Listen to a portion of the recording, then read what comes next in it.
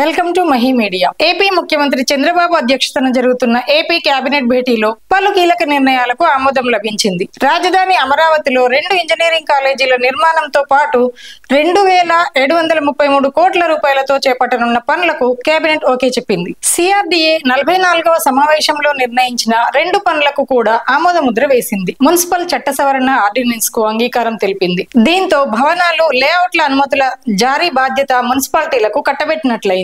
ఈ సమావేశంలో Pithapuram area development అథారిటీలో కొత్తగా 19 పోస్టుల ఏర్పాటుకు మంత్రివర్గం ఆమోద ముద్ర వేసింది.